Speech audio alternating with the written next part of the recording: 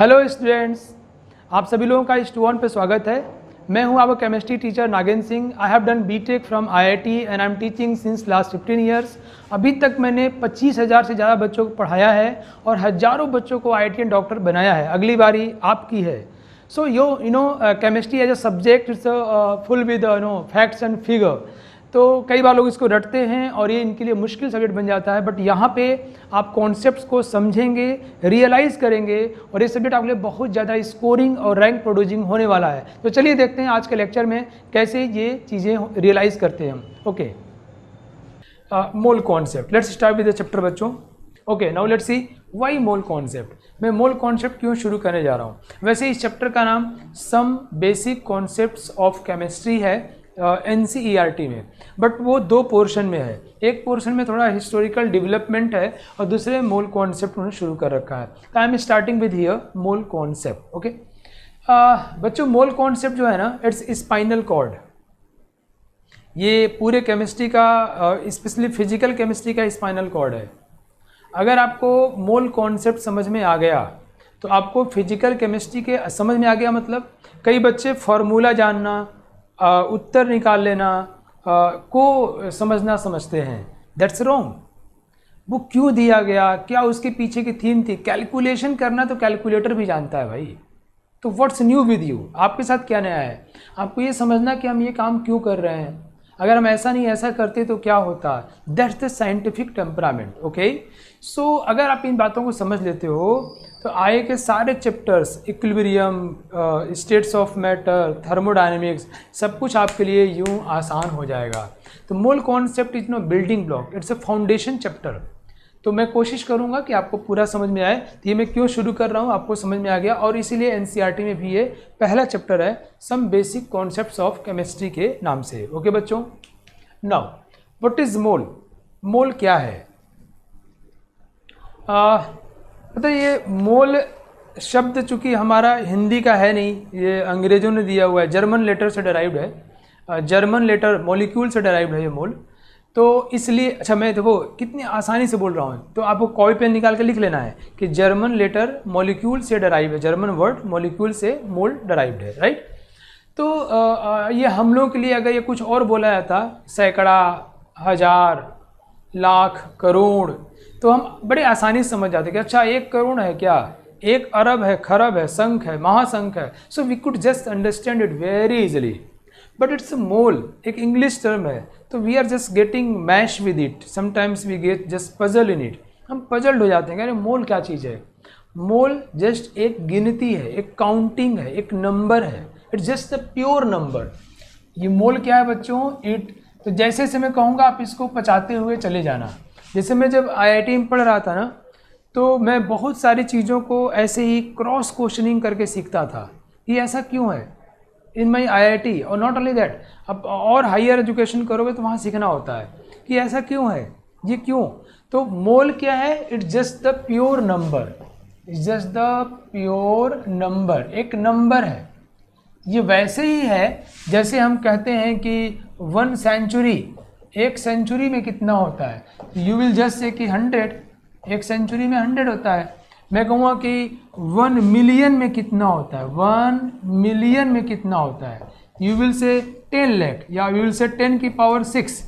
मैं पूछूं कि 1 मिलियन में कितना होता है, तो क्या चीज़, कुछ भी, कुछ भी। 1 मिलियन पॉपुलेशन है लोगों की, 10 की पावर 6 लोग हैं वहाँ पे।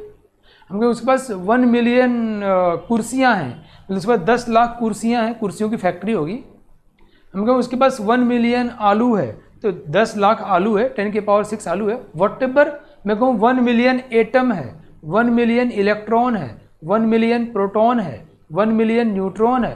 तो जितना 1 मिलियन होगा मतलब 10 लाख होगा। सो बच्चों लाइकवाइज एक टर्म है मोल, है ना। मोल एक नंबर है और इसको international standard units of measurement जो है, जो एक अंतर्राष्ट्रीय क्या है ना, साइंस में देखो पहले क्या था, जो पूरा ये मानव समाज है, सभ्यता, मानव सभ्यता है, ये बिखरा हुआ था। लोग अलग अलग क्षेत्रों में अपना अपना काम कर रहे थे। हमारे भारत की सभ्यता बहुत ही फेमस रही, फिर चाइनीज सभ्यता, उधर रोम की सभ्यता, तो लोग अपना काम कर रहे थे। तो सबका अपना अपना रिसर्च आ रहा था। अब इसको एक यूनिफॉर्मिटी देने के लिए, इसको एक होमोजेनिटी देने के लिए कि पूरे दुनिया में लोग एक तरीके से काम करें, तो कुछ संस्थाओं को विकसित किया गया, डेवलप किया गया। तो उसमें एक संस्था है international standard for measurement, units and measurement. Okay बच्चों, ऐसा ही यूनिट। तो इसने जो है मोल को इकाई बनाया, 7th यूनिट बनाया, 7th बेसिक यूनिट बनाया। ये छोटी छोटी बातें हैं जो आपको शुरू में कहानी, आज मैं खूब कहानियाँ सुनाऊंगा आपको कि मोल क्यों ऐसा आया। मेरा उद्देश्य बिल्कुल भी कोर्स ख़त्म करना नहीं है। कोर्स जो है 18 लाख बच्चे ख़त्म करते हैं या उससे ज़्यादा, और पास होते हैं 18,000 या मेडिकल में और भी कम। तो कोर्स ख़त्म करने से कोई सेलेक्ट नहीं होता, न बोर्ड में 99% नंबर पाने से होता है। कॉन्सेप्चुअली कितने हो आप, that is going to be matter, right. So बच्चों ये 7th, इसलिए हम बहुत कूल टाइप पढ़ेंगे और चीज़ों को समझेंगे। तो एक मोल जो है ये एसआई यूनिट जो कि एक अंतर्राष्ट्रीय संस्था है, ये संस्था क्या काम करती है, साइंटिफिक वर्कआउट को, स्पेशली केमिस्ट्री में, और ये तो यूनिट्स एंड मेजरमेंट के लिए है, तो ये ओवरऑल है। ये एक होमोजेनिटी, यूनिफॉर्मिटी कि अमेरिका में जिसको 1 मीटर बोलते हो, तो वही 1 मीटर इंडिया में भी हो और वही 1 मीटर जो है सूडान में भी हो। ऐसा नहीं कि सूडान का मीटर अलग है और अमेरिका का मीटर अलग है, हैं? ये कोई कपड़े की दुकान आपके यहाँ है, उसका मीटर अलग है, गए उससे 1 मीटर कपड़ा लिए फुल पैंट के लिए और घर आए तो हाफ पैंट हो गया, कह रहे मेरा मीटर छोटा होता है। तो ऐसा ना हो साइंटिफिक काम में, कितना अजीबोगरीब होगा ना। इस चीज़ को बैलेंस करने के लिए ये एसआई यूनिट एक संस्था है बच्चों, इंटरनेशनल यूनिट है। इन्होंने 1 मोल को 7th स्टैंडर्ड बेसिक यूनिट के रूप में एक्सेप्ट किया। और ये क्या है बच्चों, सिंपल नंबर है। जैसे 1 सैकड़ा होता है, जैसे 1 दर्जन होता है, 1 डजन, तो कहते हैं 1 डजन इज इक्वल टू 12। कहते हैं क्या 12, कुछ भी 12 यार। 1 dozen teachers, 12 teachers, 1 dozen students, 12 students, 1 dozen marker, 12 markers, likewise. So 1 mole is a unit of amount of substance. ये बच्चों किस चीज़ का यूनिट है, it's a unit of amount of substance. Substance कितने हैं उनके नंबर को बताने के लिए एसआई का 7वां यूनिट है ये। ओके, और इसकी वैल्यू होती है बच्चों 6.022 इंटू 10 की पावर 23। ये नंबर बहुत बड़ा नंबर है। साइंस सरप्राइज करने की चीज़ है, आश्चर्य करने की चीज़ है। भारत की पॉपुलेशन बहुत ज़्यादा है ना, बहुत ज़्यादा है ना, बहुत ज़्यादा है ना। इस मोल की तुलना में कुछ भी नहीं है, तुच्छ है। इट्स अ वेरी वेरी, शायद आपकी ज़िंदगी में इससे बड़ा कोई नंबर आया नहीं होगा। आप इस नंबर को 9th क्लास से सुनते आ रहे हो, अब इसको महसूस करो आप। It's a very large number, बहुत बड़ा नंबर है। 10 की पावर 23 यार। आईआईटी में एक बार इस नंबर से घुमा फिरा सवाल पूछा गया था, ताकि बच्चे इसको महसूस करते हैं कि नहीं, वो चेक करने के लिए। तो कोई पूछे मोल क्या है, तो what you will say, mole is just a pure number, जो कि 7वां एसआई यूनिट है अमाउंट ऑफ सब्सटेंस मेजर करने के लिए। तो 6.022 इंटू 10 की पावर 23। मैं आपको बोलूं कि अगर आप पैदा होते ही 1 2 3 4 बोलना शुरू करें, पैदा होते ही तुम्हारा टारगेट ही था, और तुम 100 साल जियो और फिर मरने के बाद फिर पैदा हो, फिर गिनना शुरू करो, तो 7 जन्म में भी इतना बड़ा नंबर नहीं गिन पाओगे। इतना बड़ा नंबर है ये। अगर हर सेकंड में 1 2 3 4 बोलोगे तब भी नहीं कर पाओगे। It's a very very very very large number. आपकी लाइफ में इतना बड़ा नंबर नहीं आया होगा। प्योर नंबर मतलब उसका कोई यूनिट नहीं है। Pure number means no unit, उसका कोई यूनिट नहीं है। उतना किलोग्राम, मिलीलीटर, सेकेंड, ये सब नहीं होगा, वो यूनिट लेस होता है। तो यहाँ पर मोल को ही हमने मतलब इट्स इतना है, इतना क्या है, किलोग्राम, इतना क्या है, मिलीलीटर, क्या ना, it's a number, it's just a number, right, that is called pure number. Okay, so मुझे उम्मीद है आपको ये सारी बातें समझ में आ रही होंगी। ओके बच्चों, तो mole is a very very large number, एक प्योर नंबर है। इसकी गिनती हम किसी चीज़ के लिए कर सकते हैं, और जैसे हम लोग एटम्स के लिए कर सकते हैं केमिस्ट्री में। मैं कहूँ 1 मोल atom, if I would say, अगर मैं कहूँ कि 1 मोल एटम, 1 मोल एटम, तो आप समझ जाओगे 6.022 इंटू 10 की पावर 23 एटम्स। अब होता क्या है, अगर मैं कहूँ कि 1 दर्जन कार्बन, तो आप बड़े आराम से 12 कार्बन लिख लेते हो, लेकिन मैं कहूँ 1 मोल, तो ये लिखने में आप थोड़ा सा लिटिल बिट अनकंफर्टेबल फील करते हो। लिख तो लोगे आप, you are very expert one, I know, but still we are not feeling so cozy. हम इतना अच्छा फील नहीं करते जितना कि 1 दर्जन के साथ। जानते हैं हम जिसके साथ समय बिताते हैं ना, तो ये वो हमको आसान लग जाता है, हमारे माता जी बाबू जी आसान लगते हैं, because we have to spend time with them. So similarly हम लोग मोल के साथ भी समय बिताएंगे, और मोल को हम वैसे ही यूज करेंगे जैसे कि हम लोग दर्जन को यूज करते हैं। ओके, 1 मोल इलेक्ट्रॉन वैसे ही कर लेंगे हम लोग, राइट। मुझे उम्मीद है आपको मेरी बात समझ में आ गई।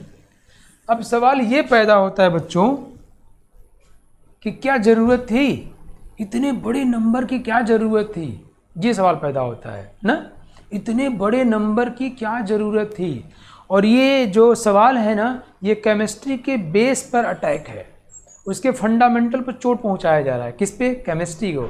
कई लोग सोचते हैं केमिस्ट्री का बहुत यूज नहीं है। अच्छा, दवाइयाँ, सीमेंट, फर्टिलाइजर्स, केमिकल इंडस्ट्री जितनी भी हैं सब देख लो यार, ये जितने भी ये सब सिलिकॉन उलिकॉन, ये क्या जो जो, जो ये बनते हैं, ये सैरामिक मटेरियल्स बनते हैं। तो दवाइयाँ एक डिपार्टमेंट इतना बड़ा हो गया यार, बाकी छोड़ दो आप।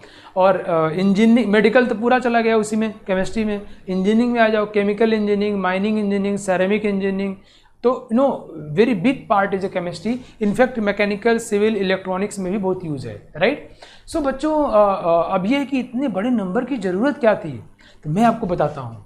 जानते हैं आप जानते हैं 1 ग्राम, वो ध्यान समझिएगा आप, मैंने कहा ना सरप्राइज करना है, 1 ग्राम हाइड्रोजन मॉलिक्यूल्स में, 1 ग्राम हाइड्रोजन के मॉलिक्यूल में 6.022 इंटू 10 की पावर 23 हाइड्रोजन के एटम्स होते हैं। बात समझाइए आपको, हाइड्रोजन के 1 ग्राम मॉलिक्यूल में, 1 ग्राम, सिर्फ 1 ग्राम में इतने एटम्स होते हैं। अब इतने एटम्स हमको अगर बार बार लिखना हो दोस्तों, तो कितना बोरिंग नहीं हो जाएगा? बार बार मैं इतना लिखूं, बार बार मुझे केला खरीदना हो तो मैं 6 केले बोलूं या 24 केले बोलूं या 36 केले बोलूं। इससे बेहतर मैं 3 दर्जन केला है तो भाई 36 बोलेंगे तब भी उतना देगा, बट 3 दर्जन कहना हम ज़्यादा कंफर्टेबल फील करते हैं। तो जब हम 36 में ही हम 3 दर्जन कहना कंफर्टेबल फील करते हैं, तो सोचो इतने बड़े नंबर को बार बार बोलना क्या हमारे साइंटिफिक काम को बहुत पजलिंग नहीं कर देगा? क्या उसको कॉम्प्लेक्स नहीं कर देगा? हैं, बात मेरी समझ आई क्या? उस चीज़ को बहुत ही मुश्किल नहीं कर देगा? समझ में आ रहा आपको? तो इस चीज़ को, चूँकि केमिस्ट्री में जो नंबर्स होते हैं, किसके नंबर? इलेक्ट्रॉन के नंबर, प्रोटॉन के नंबर, न्यूट्रॉन के नंबर, एटम्स के नंबर, मॉलिक्यूल्स के नंबर या आयंस के नंबर बहुत ज़्यादा होते हैं। मतलब दिमाग में घुस नहीं सकता, इतने ज़्यादा होते हैं। और इसको समझने के लिए, इसको और अंडरस्टैंड करने के लिए हमको बहुत टाइम देना पड़ता है, राइट। बहुत ज़्यादा नंबर होते हैं, तो उन नंबर को हम लोग दर्जन में, मिलियन में, बिलियन में, ट्रिलियन में भी अगर एक्सप्रेस करें तो कंफर्टेबल नहीं होगा, कैलकुलेशन मुश्किल हो जाएगा, गुणा भाग, मास, वॉल्यूम निकालने में दिक्कत आएगी। उसको सॉल्व करने के लिए बहुत सारे वैज्ञानिकों ने कई सालों मेहनत करके एक नया यूनिट की डेवलप किया, मोल। वैसे मोल ये नाम किसी एक ने दिया है, जिसकी बात मैं आपको बताऊंगा, लेकिन एक के प्रयास से नहीं आया है, ये कई लोगों ने इस पे काम किया है, उसके पीछे की एक हिस्ट्री रही है, that I will discuss with you.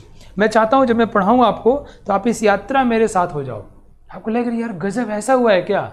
तो मोल की ज़रूरत क्यों पड़ी? क्योंकि केमिस्ट्री में जो नंबर्स हैं वो बहुत ज़्यादा हैं, बहुत ज़्यादा, और इतने ज़्यादा हैं कि हमारे पास जो पहले से यूनिट्स हैं, इकाई हैं, उनका यूज करके अगर हम उसको बताने की कोशिश करेंगे तो बहुत ही कॉम्प्लेक्स, अनकंफर्टेबल, बेकार सा हो जाएगा।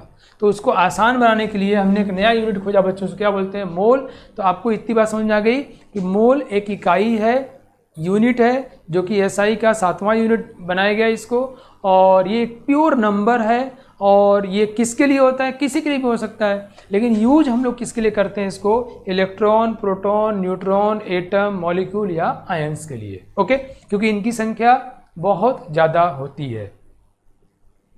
ओके बच्चों, नाउ अब थोड़ी हिस्ट्री पढ़ते हैं हम लोग इसकी। सबसे पहले शुरुआत करते हैं जॉन डाल्टन साहब से। बहुत ही अच्छे शानदार वैज्ञानिक है, इनको प्रणाम कर लेता हूँ मैं एक बार। डाल्टन साहब स्कूल टीचर थे, ब्रिटेन के थे, इंग्लैंड के थे, बात सबको मालूम है। इन्होंने इतने सारे काम किए, इनके पूरे काम को हम लोग डाल्टनिज्म बोलते हैं।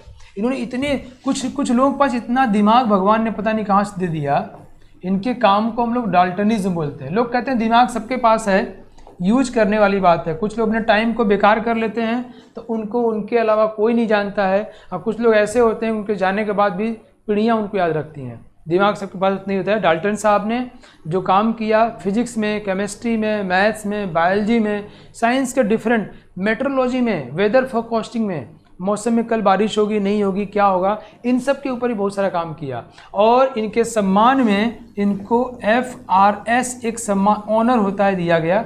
इनको नोबेल पुरस्कार नहीं दिया गया। जानते हैं क्यों?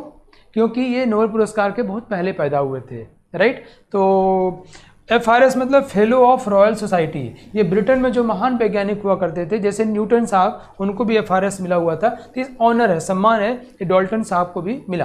तो डाल्टन साहब ने मास के ऊपर काम करना शुरू किया। इनके विषय में हम लोग बहुत सारी बातें आगे और करेंगे डिटेल में, स्ट्रक्चर ऑफ एटम पढ़ते समय, राइट।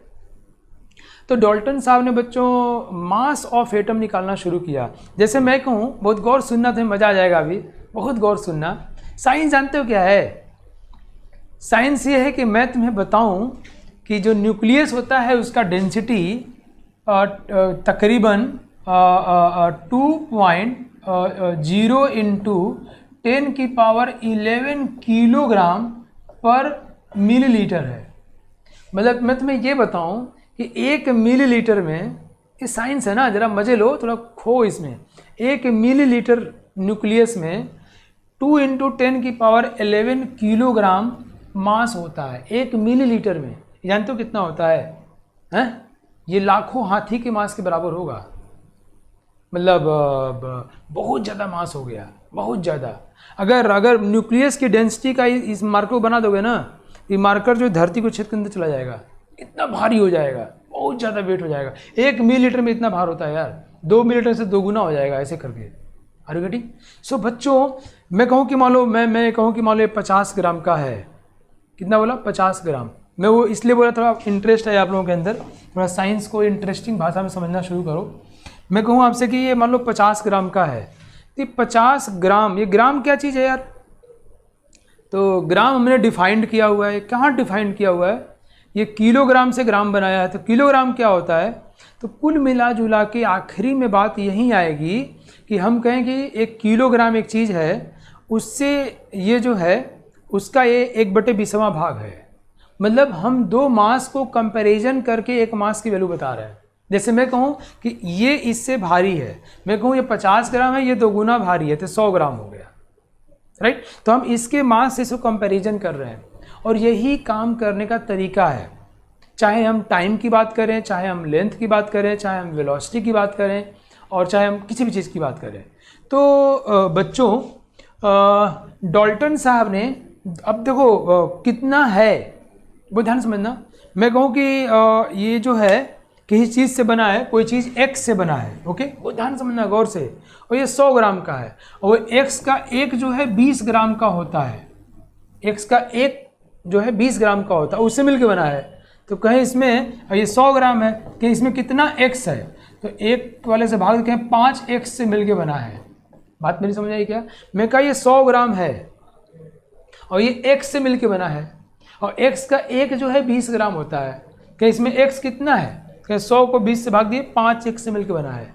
मतलब मैं कहना ये चाहता हूँ बच्चों कि ये जो नंबर है 5, ये जो नंबर है ये डिपेंड करता है कि इसके एक का मास कितना है।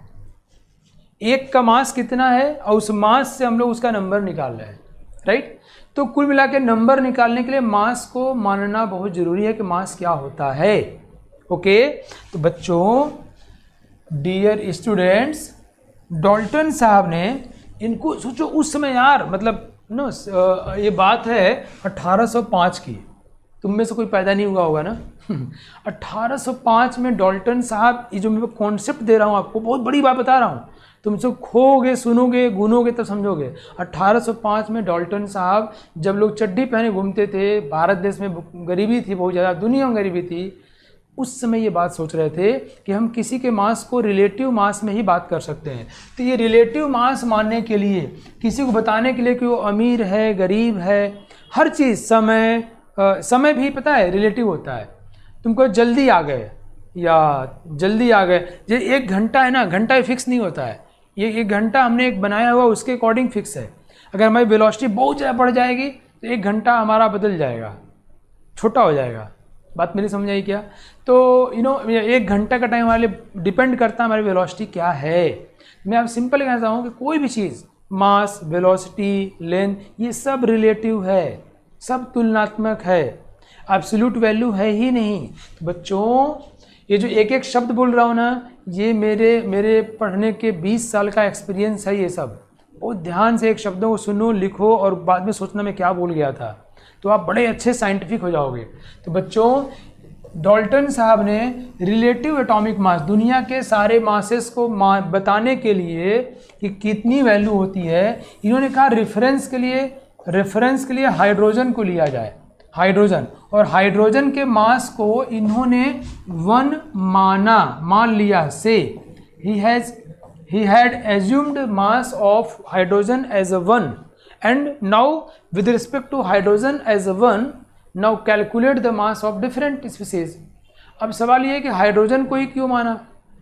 इसका 2 रीज़न था। एक ये कि हाइड्रोजन बहुत सबसे हल्का होता है, और ये बात देखो उनको 1805 में मालूम चल गई थी। और दूसरी बात ये कि हाइड्रोजन बहुत सारा कंपाउंड बनाता है, तो इनको लगा बड़ा अच्छा बात है ये, तो ये सबसे हम आसानी से कंपैरिजन कर सकते हैं। नोट करते जाना, ये सब एग्जाम में 4 नंबर देंगे आपको, नीट में, जेई मेंस में, एडवांस में, और सबसे बड़ी चीज़ आपको साइंटिफिक बनाएंगे बच्चों। तो मोल की कहानी शुरुआत देखो डाल्टन से आप कह सकते हो। और इसीलिए बच्चों, इसीलिए मास की जो सबसे छोटी इकाई मानी गई उसको हम बोलते हैं AMU, जिसकी चर्चा हम लोग बाद में करेंगे। 1 AMU एटॉमिक मास यूनिट, इसको हम लोग 1 डाल्टन भी कहते हैं। 1 AMU को हम लोग 1 डाल्टन भी कहते हैं। ओके, डाल्टन मतलब DA। मैंने ये नहीं कहा कि पेन का डेंसिटी एटम के बराबर हो जाए ना, फिर ध्यान सुनना है ना। मैंने कहा कि पेन का डेंसिटी अगर न्यूक्लियस के बराबर हो जाए, न्यूक्लियस की डेंसिटी जानते हो आप, इसके अंदर बहुत सारा जगह खाली है। अब सोचोगे बहुत सारा कितना होता है? 99.999% जगह खाली है, आगे हम लोग पढ़ेंगे। और मतलब बहुत, इसका पूरा मास बहुत छोटे में है, बहुत छोटे में है। तो अगर न्यूक्लियस के डेंसिटी को पूरा भर दिया जाए ना, मतलब हमारा जो पूरा है ना, तो पूरा मास बहुत छोटे में है, पूरा जगह खाली पड़ा हुआ है। तो अगर इसको उस डेंसिटी में जो बताया न्यूक्लियस का डेंसिटी, उतना अगर इसका मास कर देना, इतना भारी हो जाए कि वो तो धंस जाएगा, धरती में धंस जाएगा ये, और उधर छेद के निकल जाएगा, बहुत भारी हो जाएगा, बहुत भारी हो जाएगा। Are you getting? बात मेरी समझ रहे हो? ये ब्लैक होल टाइप का बनने लग जाएगा। ठीक है, चलिए ये सब डिस्कस नहीं करना हम लोगों को। तो मैंने कहा कि डाल्टन साहब ने सबसे पहले शुरुआत किया मास को डिफाइन करना। मास को डिफाइन करेंगे तभी नंबर आएगा। हमने कहा ये x से मिलके बना है, 100 ग्राम का है। अगर एक x को मैं 1 ग्राम मानूंगा, कुल कितने x होंगे? 100। एक x को 2 ग्राम मानूंगा, कितने x होंगे? 50। एक x को 5 मानूं, कितने x होंगे? 20। तो बच्चों कितने होंगे, नंबर कितना होगा, ये डिपेंड करता है किस एक का मास कितना है। तो इसीलिए डाल्टन साहब ने हाइड्रोजन का मास 1 मान लिया, और इनके सम्मान में हम लोग एक मास डिफाइन किए, उसको बोलते हैं एटॉमिक मास यूनिट, और उसको 1 डाल्टन भी कहते हैं। इसकी चर्चा हम लोग बाद में करेंगे। तो डाल्टन साहब ने 1805 में सबसे पहले कहा कि दुनिया के सारी चीज़ों का मास जो है आप हाइड्रोजन से लेके चलो। बाद में जैकब बर्जीलियस साहब, कैनिजेरो, ये सब बहुत बड़े बड़े विद्वान रहे हैं केमिस्ट्री के, राइट। डाल्टन साहब तो फिजिक्स वाले माने जाते हैं, तो वैसे वो सभी के थे, साइंस के ही थे। जैकब बर्जीलियस साहब कैनिजेरो साहब और के कांग्रेस साहब जो है मिल करके इन्होंने कहा कि हाइड्रोजन को रेफरेंस मत लीजिए ना, क्योंकि हाइड्रोजन से ज़्यादा तो मॉलिक्यूल ऑक्सीजन बनाता है। तो इन्होंने कहा कि ऑक्सीजन को रेफरेंस लीजिए आप। और ये बर्जिलियस साहब जो थे, जिनका मैंने यहाँ पिक्चर लिया हुआ है, स्वीडन के रहने वाले थे। इस कहानी को बड़े आराम सुनो आप लोग। जो स्वीडन के रहने वाले थे, कितने स्मार्ट दिख रहे हैं ये लोग, रॉयल टाइप दिखते थे नहीं ये लोग, मैं इसलिए फोटो लगाया ना कि थोड़ा आपके दिमाग में इमेज बनेगा, थोड़ा कनेक्ट हो गए, जुड़ोगे बर्जिलियस साहब से। तो बर्जिलियस साहब ने कहा कि ऑक्सीजन को रेफरेंस मानो, और इन सभी ने कहा, लेकिन सबसे पहले बर्जिलियस ने बोला था कि ऑक्सीजन को रेफरेंस मानो। क्यों? क्योंकि ज़्यादा चीज़ों से बॉन्ड बनाता है, ऑक्सीजन ज़्यादा चीज़ बॉन्ड बनाता है। और इसके लिए उन्होंने ऑक्सीजन का जो एटॉमिक मास कहा था कि 100 मान लीजिए, इसको 100 मान लीजिए, और इससे कंपेरिजन में बाकी चीज़ों का मास निकालना शुरू करिए। ठीक है, क्योंकि मैंने आपको बताया ये बात कहाँ शुरू हुई है कि ये अगर 50 ग्राम है तो क्या 50 ग्राम कितना होता है? क्या 50 ग्राम क्या 1 किलोग्राम है ना, उसका 1/20वां भाग। क्या अच्छा, अब 1 किलोग्राम कितना होता है? तो 1 किलोग्राम क्या आकाशवाणी हुई थी? क्या वो भगवान दुनिया बनाए तो 1 किलो दे गए थे हम लोगों को? बिल्कुल नहीं, ये हम लोगों ने अपने से डिफाइंड किया हुआ है। तो कैसे डिफाइंड किया, सब अगले चैप्टर में पढ़ाऊँगा आगे मैं आपको, रेफरेंसेस कैसे लिए जाते हैं। बात मेरी समझ आई आपको? तो बच्चों, तो ये रेफरेंस चूज करने की कहानी चल रही है कि हम किसको रेफरेंस माना जाए। ठीक है, तो बर्जिलियस साहब ने कहा कि ऑक्सीजन को मान लीजिए, ऑक्सीजन 16। बाद में के कांग्रेस साहब ने कहा इन लोग, अब देखो बर्जिलियस के बहुत दिनों बाद, बहुत सालों बाद के कांग्रेस पैदा हुए, तो इनको ज़्यादा, इन्होंने इनको भी अध्ययन किया और अध्ययन करने का टाइम मिला। तो के कांग्रेस साहब ने कहा, इन्होंने बहुत सारे और तरीक़ों से एनालिसिस करके इसका मास निकाला। तो मैं बोलने वाला था स्पेक्ट्रोस्कोपी, लेकिन उसमें आया नहीं था।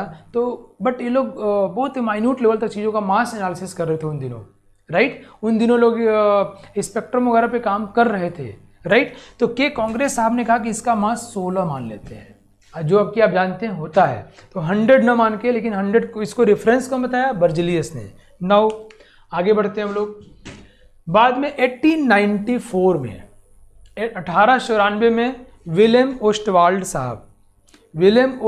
साहब ने बच्चों मोल वर्ड दिया। एक जर्मन वर्ड मॉलिक्यूल से डेराइव्ड है। इस मॉलिक्यूल में के के ऊपर 2 डॉट लगा होता है, इनके वर्ड्स ऐसे ही होते हैं, वहाँ से लिया गया। ठीक है, तो मोल शब्द वहाँ से लिया गया और मोल को बोला है कि अब मोल से डिफाइन किया जाए चीज़ें कितनी होती है, right. It has been started in 1894। Now बाद में 1960 में 1960 में international bureau of weight and measurement ने कहा कि ऑक्सीजन 16 को रेफरेंस न लेकर के हम लोग कार्बन 12 को रेफरेंस लेंगे।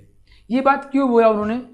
अगर हम 1 किलो जो डिफाइंड किए हों, उससे हमारे लाइफ में सब्जियां खरीदने में या कोई चीज़ खरीदने में सहूलियत कम मिलती हो, या थोड़ा फिगर अच्छा ना आता हो, तो उसको बेहतर बनाने के लिए साइंस का मतलब ये चीज़ों को लॉजिकल और कंफर्टेबल बनाना। कार्बन 12 को रेफरेंस लिया गया। कार्बन 12 को रेफरेंस लेने से एवरेज एटॉमिक मास जो बाकी एलिमेंट्स का था, वो एवरेज एटॉमिक मास वो एक्यूरेट आने लग गया था, राइट बच्चों। ये मेरी बात समझ आए आप लोगों को? तो ऑक्सीजन 16 जो है को रेफरेंस मानने से दिक्कत क्या आ रही थी कि जो एलिमेंट्स का मास जैसे हाइड्रोजन का मास निकाला गया, तो हाइड्रोजन का मास आ रहा था 1.00000016 ग्राम, ओके, 1 मोल का। ये इसको रेफरेंस मानने से दिक्कत आनी शुरू हुई। तो जबकि उसका जो एक्यूरेट होता है वो कुछ और होता है, तो उसको और करीब पहुंचने के लिए कार्बन 12 को रेफरेंस लिया गया, और ये बात 1960 की है बच्चों। नाउ मुझे उम्मीद है आप लोगों को शायद समझ में आ रहा हो और मज़ा आ रहा हो। और ये जब हम लोग सुनते हैं, अच्छा वैज्ञानिक लोग ऐसे काम करते थे क्या, वाह बच्चों। बाद में अब उसको 1960 वाला जो था वो डिफाइन कैसे किया गया? ऐसे डिफाइन किया गया कि 1 मोल कितना होता है, तो कहते हैं कि 12 ग्राम, वो ध्यान सुनना, 12 ग्राम कार्बन 12 में अब 1 मोल डिफाइन करने जा रहे हैं। कितना? 1 मोल डिफाइन करने जा रहे हैं। करेक्ट कितना होगा? क्या 12 ग्राम रेफरेंस किसको लिया गया? कार्बन 12। जब मैं कार्बन 12 लिखता हूं, मतलब कार्बन जिसमें प्रोटॉन कितना है बच्चों 6 और न्यूट्रॉन कितना है 6। हम एक ऐसे कार्बन की बात करने जा रहे हैं जिसमें 6 प्रोटॉन है और 6 न्यूट्रॉन है। 6 + 6 कितना हुआ 12। ये न्यूट्रॉन प्लस प्रोटॉन का नंबर है और इसको हम लोग आगे पढ़ेंगे, इसको हम लोग मास नंबर भी बोलते हैं। क्या बोलते हैं बच्चों? मास नंबर बोलते हैं। It is called mass number. Okay, why we called mass number and ये कैसे आया, ये सारी बातें हम धीरे धीरे पढ़ेंगे। तो 1 मोल को डिफाइन किया गया जो कि आपकी किताबों में लिखा हुआ है 12 gram of carbon 12। Okay, divided by क्या लिखा है? Divided by 1 atom mass. 1 atom carbon 1 mass of 1 atom carbon 12। Carbon 12 के एक एटम, सिंगल एटम के मास से 12 ग्राम कार्बन 12 के मास को भाग दोगे तो उसमें 1 मोल कार्बन, 1 मोल की वैल्यू निकल के आएगी। जैसे मैं कहूँ 100 कितना होता है, कह रहे हैं कि अगर 100 किलो कोई चीज़ हो या 50 किलो चीज़ हो, कोई चीज़ है वाई, वो 50 kg लिया आपने, 50 kg, और उसके एक का मास अगर मान लो एक का मास जो है, मतलब ये 50 kg है राइट, और एक का मास जो है मैं ऐसा लूँ कि वो 100 नंबर में कन्वर्ट हो जाए। बात मेरी समझ आई क्या? एक का मास में ले लूँ 500 ग्राम, आधा किलोग्राम ले लूँ, इसके एक का मास में आधा किलोग्राम ले लूँ, इसको आधा किलोग्राम से भाग देंगे हम लोग, कितना आ जाएगा? 100 आ जाएगा राइट। तो वैसे मोल डिफाइन किया जा रहा है। कैसे बच्चों? जो आपने किताब में पढ़ा होगा, 12 ग्राम कार्बन 12 को अगर एक एटम कार्बन 12 के मास से भाग देंगे तो जो नंबर ऑफ एटम्स आएगा दैट विल बी 1 मोल, है ना। देखो 12 ग्राम कार्बन को, ये एक कार्बन के एक एटम का मास होता है 1.992648। ये आपको याद करने की जरूरत नहीं है, डिवाइड करेंगे तो वैल्यू इतनी आएगी। इसको बोला गया 1 मोल। क्या बोला बच्चों? 1 मोल। एंड दिस वन इज 1960 में लिया गया। मुझे उम्मीद है आपको समझ में आ गया होगा।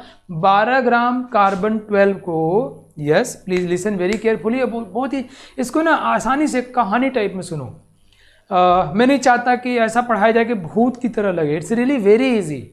12 ग्राम कार्बन 12 को, कार्बन 12 मतलब कार्बन कई टाइप के होते हैं, तो हम उसमें सिर्फ कार्बन 12 की बात कर रहे हैं। तो 12 ग्राम कार्बन 12 को कार्बन 12 के एक एटम के मास से भाग दे रहे हैं।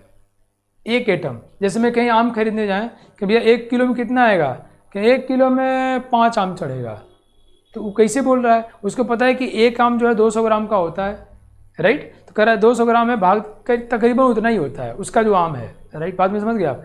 तो कह रहे हैं कार्बन 12 के एक एटम को अगर 12 ग्राम कार्बन 12 में भाग देंगे तो जो नंबर आएगा वो 1 मोल के बराबर होगा। 1 किलो आम को अगर एक आम से भाग देंगे जो कि 200 ग्राम का होता है तो 5 आएगा, वैसे वो 1 मोल आएगा। ये बताया गया 1960 में, और इसी को हम लोग बोलते हैं बच्चों एवोगैड्रो नंबर। क्या बोलते हैं इसको?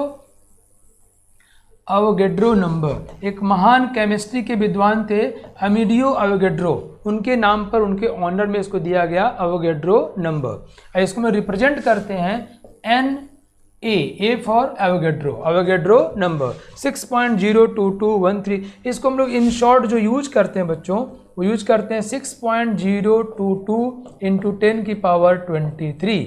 लेकिन कहानी यहाँ समाप्त नहीं हुई है।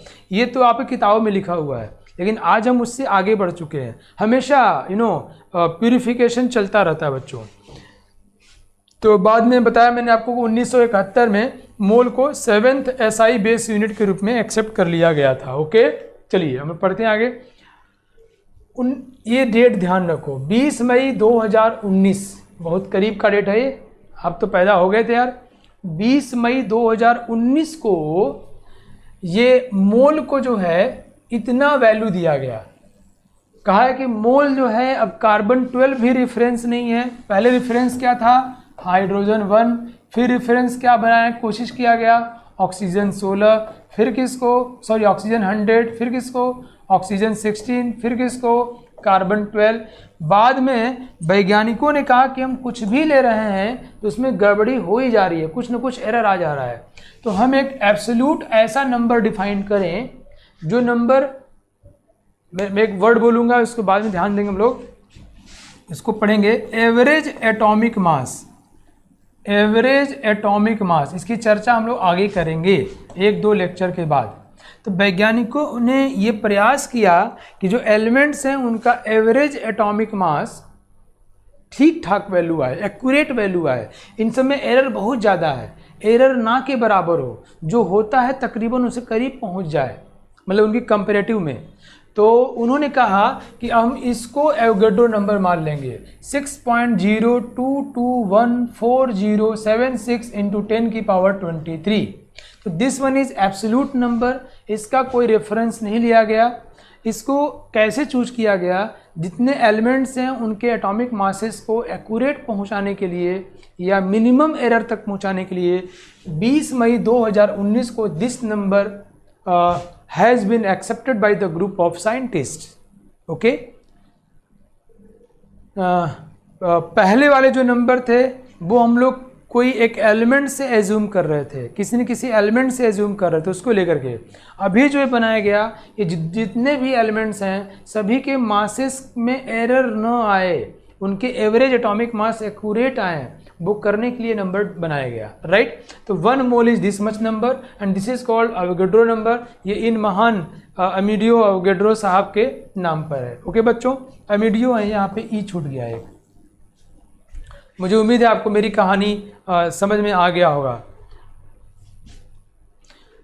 नंबर ये लिया गया, क्यों लिया गया, क्वेश्चन बताया मैंने आपको बच्चों, क्योंकि ये हम चाहते हैं कि जितने भी एलिमेंट्स हैं, कार्बन है, ऑक्सीजन है, यूरेनियम है, लेड है, प्लेटिनम है, जो भी है, तो उन सभी के जो मास जो प्रकृति में रियली में हैं, जैसे मैंने कहा कि मैंने जो मेजरमेंट किया, मैंने कहा तुम्हारा मास उसके तुलना में इतना होना चाहिए और तुम्हारा मास निकाला उससे थोड़ा ज़्यादा थोड़ा कम है, तो हमारा मेजरमेंट गलत है।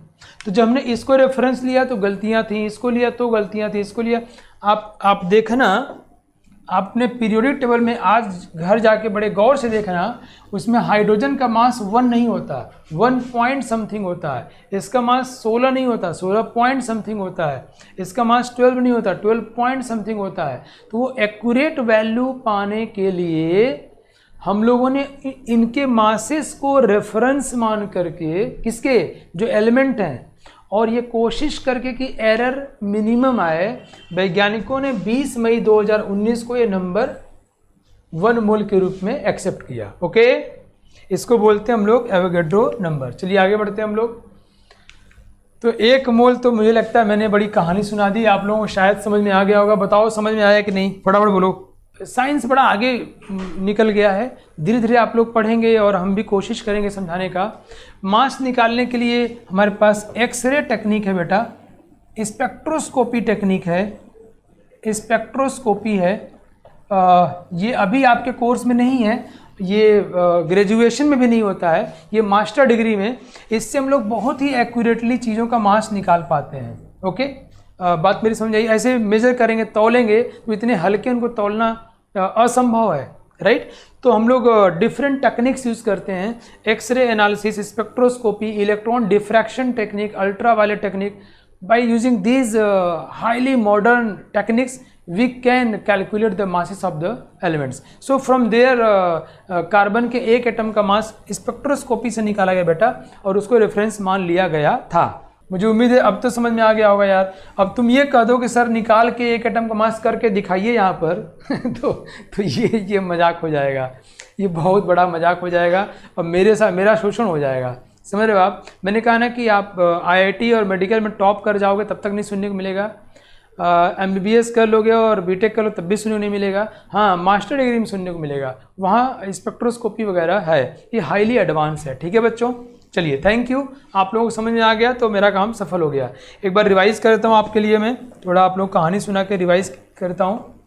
हम लोग शुरू कहाँ से किए थे बच्चों, डाल्टन साहब से शुरू किए थे, याद आया आपको। डाल्टन साहब ने हाइड्रोजन को रेफरेंस माना, बर्जीलियस साहब ने कहा ऑक्सीजन को ले लीजिए, बाद में कांग्रेस साहब ने कहा ऑक्सीजन तो लीजिए, पहले 100 माना गया, बाद में 16 मान लिया गया, बाद में कार्बन 12 को रेफरेंस लिया गया बच्चों, हमको पता है।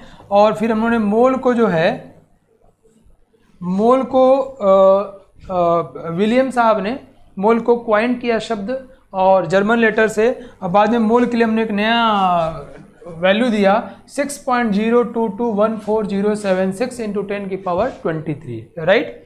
ये रहा इसका इतिहास भूगोल।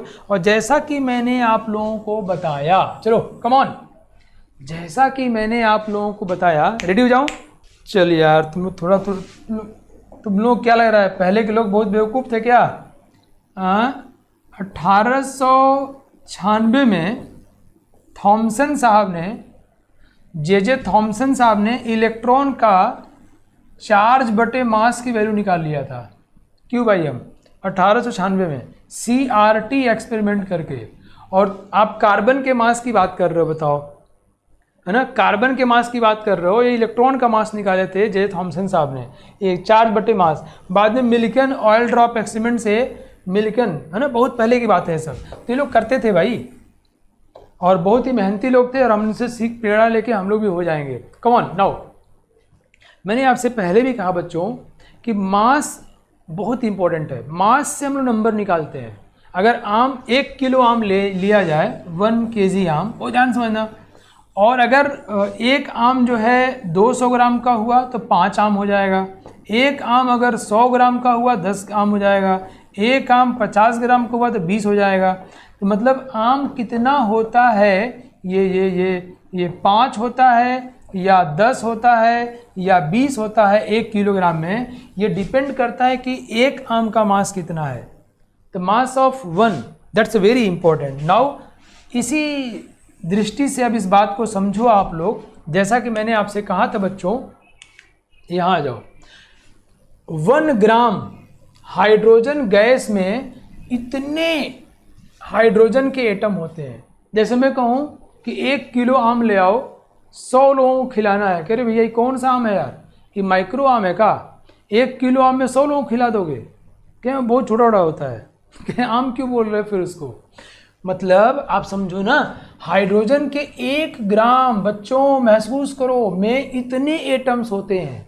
तो हाइड्रोजन के 1 एटम का मास कितना छोटा होगा यार, बाप रे बाप, बहुत छोटा होगा। पता है, ऐसे मैंने कर दिया तो बहुत सारे हाइड्रोजन एटम निकल गए होंगे इसमें, बहुत सारे। तो हाइड्रोजन के 1 एटम का मास बहुत छोटा हो, 1 ग्राम में इतने एटम हैं। अगर 1 किलो आम में 100 लोगों को हम खिला सकते हैं, 1 आम दे सकते हैं, 1 किलो में 100 आम होंगे, तो 1 आम तो 10 ग्राम का हो गया यार, बहुत छोटा हो गया।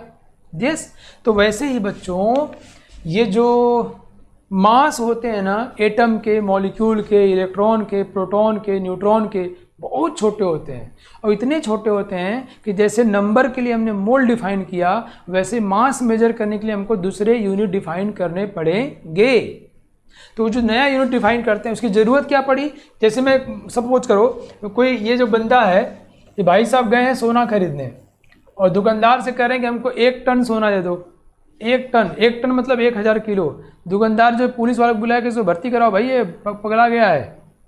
अब 1 टन कोई सोना खरीदने आता है यार, लेकिन कोई भूसा खरीदने जाए, अगर भूसा खरीदने जाए, डू यू नो भूसा, तो वहाँ जाके कहे कि मुझे 10 ग्राम भूसा है दो, तो उसके मुंह में भूसा ठूंक दे सब। तो हम क्या चीज़ खरीद रहे हैं या उसका मास कितना होता है, उसके अकॉर्डिंग हम लोग यूनिट यूज़ करते हैं। जब गोल्ड खरीदते हैं हम लोग, तो वी विल यूज़ हियर, हम लोग उसको मेजर करेंगे ग्राम में, मिलीग्राम में। जब हम लोग भूसा खरीदेंगे तो डेफिनेटली हम लोग टन यूज कर सकते हैं। यस, तो ये लड़का कह रहा है कि ये तो बहुत ही पागल है, ये तो गोल्ड को खरीद रहा है, ये टन में खरीद रहा है। तो हमको दूसरे यूनिट की आवश्यकता पड़ेगी। मैं आपको अभी तक ये समझा रहा था कि electron, proton, neutron, atom, molecule का मास बहुत छोटा होता है। देखो, ये देखो, इतने एटम्स होते हैं हाइड्रोजन के। मैंने ऐसा क्यों लिखा? ताकि आपको आश्चर्य हो, ताकि आप सरप्राइज करें, करीब बाप रे बाप, है ना।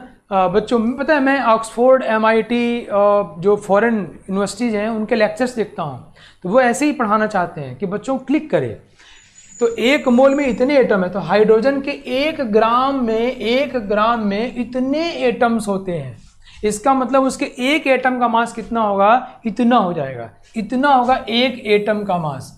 तो डेफिनेटली इसको ग्राम में बोलोगे, हाइड्रोजन को बुलाओ, हाइड्रोजन इधर आओ, इधर आओ, तुम्हारा मास कितना किलोग्राम है? शर्मा जाएगा, क्या नहीं बता पाएंगे हम, क्या कितना ग्राम हो, नहीं बताएगा, शर्मा जाए। क्यों? किलोग्राम और ग्राम में वो वैल्यू पैथेटिकली कम है यार, बहुत ही कम है। तो उसके लिए हम लोग, ये छोटा बच्चा कह रहा है कि I am much heavier than hydrogen atom. ये जो पिद्दी भर का पैदा हुआ 2 दिन पहले अभी, कह रहा है I am much heavier than hydrogen atom. Okay, इसके ऊपर एक आइंस्टीन साहब का जर्नल आया था जब मैं बीटेक फर्स्ट ईयर में पढ़ा था कि मैं कितना भारी हूँ या मैं कितना हल्का हूँ। तो ये बच्चा कह रहा है कि मैं हाइड्रोजन एटम से बहुत भारी हूँ।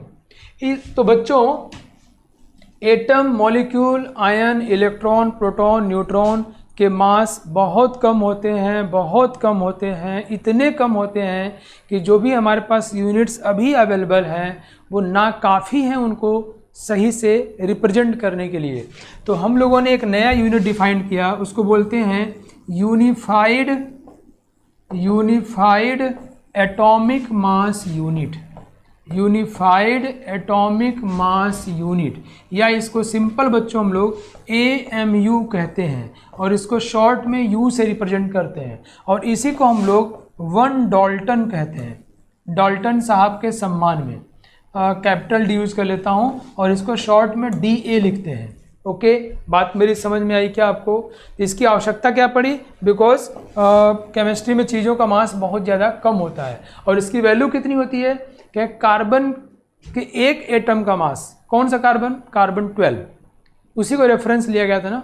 कार्बन 12 के एक एटम का मास को 12 से भाग दो, जितना आएगा वो 1 AMU हो जाएगा। कार्बन 12 के एक एटम का मास ऑफ कार्बन 12 को 12 से भाग दो, जितना आएगा उसको 1 डाल्टन बोलोगे या उसको U बोलोगे। U मतलब एटॉमिक मास यूनिट। क्लियर बच्चों, बात मेरी समझ आ गई आपको?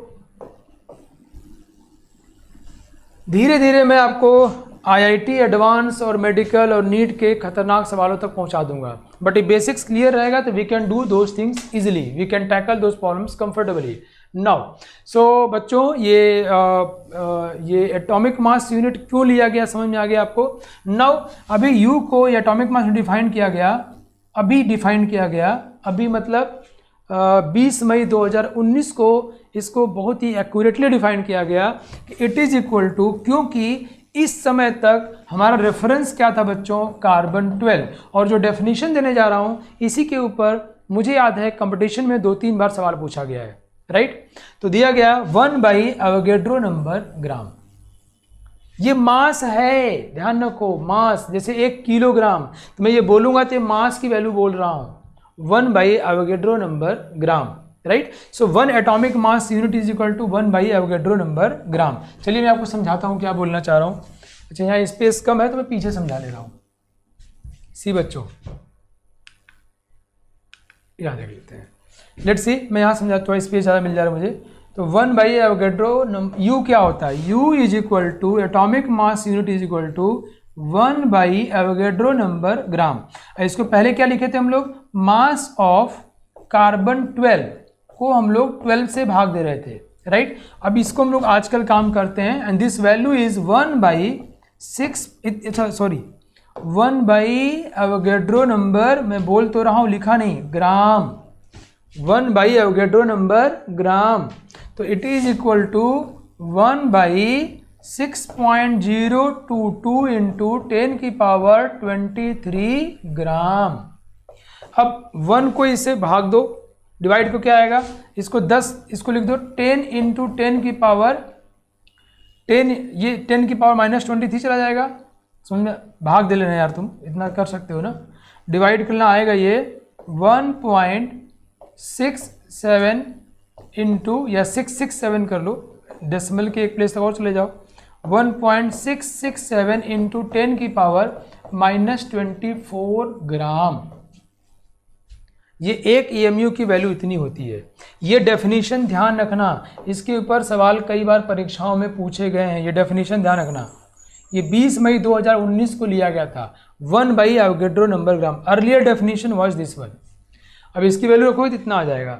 कैसे? ये 10 की पावर 23 -23 हो जाएगा, तो इसको 10 इंटू 10 की पावर -24 कर लेना और 6 से भाग दो तो इतना आ जाएगा। तो 1.667 इंटू 10 की पावर -24 ग्राम, ये क्या है? 1 AMU की वैल्यू है। तो जैसे मैं कहूँ कि 4 ग्राम, 40 किलोग्राम, 50 किलोग्राम, वैसे मैं कहूँ कि वो मैं कहूँ हीलियम जो है हीलियम का, मैं कहूँ कि हीलियम का जो एक एटम है वो 4 AMU होता है। हाँ, हीलियम के एक एटम का, ये नोट करते रहना आप लोग कॉपी पे लेकर के। हीलियम के एक एटम का मास अगर 4 AMU है तो कितना होगा? We just understand it as 4 AMU। AMU is equal to 1.667 into 10 की पावर -24 ग्राम। मैं कहूँ कार्बन जो 12 है उसके एक एटम का मास 12 AMU है, 12 AMU है। कितना हुआ? 12 इंटू 1.667 इंटू 10 की पावर -24 ग्राम। सो मैं आपको सिंपल ये कहना चाहता हूँ कि आपको AMU को मास की तरह देखना है। जहाँ AMU लिखा होगा समझ जाओगे मास की बात कर रहा है। ये इसलिए कि शुरू में थोड़ा सा हम पहली बार देखते हैं तो कॉन्फिडेंस कम आता है। चलिए, जैसे मैं आपसे कहूँ कि यूरेनियम 238 है, मतलब यूरेनियम के एक एटम का मास 238 AMU है। मतलब इसको कह सकते हो आप 238 इंटू AMU कितना होता है? 1/एवोगैड्रो नंबर ग्राम। अब देखो IIT में सवाल कैसे पूछा जाएगा। वो सवाल में ऐसा लिख देगा कि अगर एक मोल की वैल्यू 10 की पावर 24 ले लिया जाए, एक मोल या एवोगैड्रो नंबर की वैल्यू को 10 की पावर 24 ले लिया जाए तो यूरेनियम 238 का मास ग्राम में कितना होगा? तो ग्राम में कितना होगा? 238 इंटू 1/एवोगैड्रो नंबर ग्राम। अब एवोगैड्रो नंबर कितना होगा? उससे भाग दो, ग्राम में आ जाएगा। तो 1 AMU will be equal to one by Avogadro number gram. ठीक है, मुझे उम्मीद है आपको समझ में आ गया होगा शायद। यस, आपको AMU की वैल्यू बेटा पता होना चाहिए, राइट। चलिए, 2012 में AMU को रीडिफाइंड किया गया था और चूंकि NA को चेंज कर दिया गया तो फिर वो भी चेंज हो गया, राइट। बात मेरी समझ आई आपको। चलिए आगे बढ़ते हैं हम लोग। Now can you realise this? क्या आप AMU को महसूस कर सकते हो कितना छोटा वैल्यू है ये?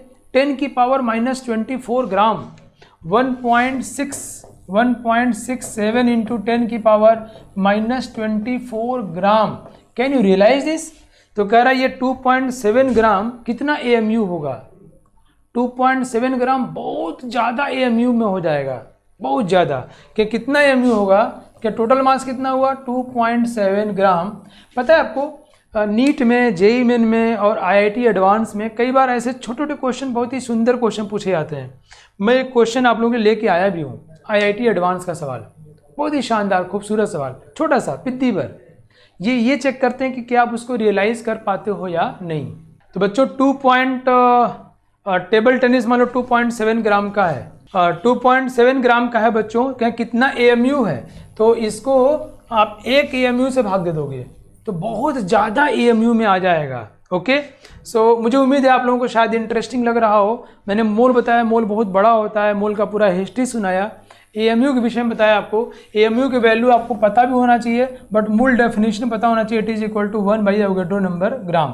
और ऐसा क्यों लिया गया आपको मैं वो भी समझाया बच्चों। फिर ये है कि जो पर्यावरण में चीज़ें हैं, नाइट्रोजन, ऑक्सीजन, आर्गन, CO2, ये सब चीज़ों का मास जो होता है वो AMU के ऑर्डर में होता है। जो नाइट्रोजन के एक मॉलिक्यूल का मास 28 AMU, राइट। एक मॉलिक्यूल का, एक मोल का नहीं। तो या atom, molecule, ion, electron, proton, neutron, इन सबों के मास AMU में होते हैं। तो इतनी सारी चीज़ें हैं। या फिर एटम्स के मास, मॉलिक्यूल्स के मास, या फिर आयन्स, पॉजिटिव चार्ज क्या बोलते हैं? कैटायन, निगेटिव क्या बोलते हैं हम लोग? एनायन।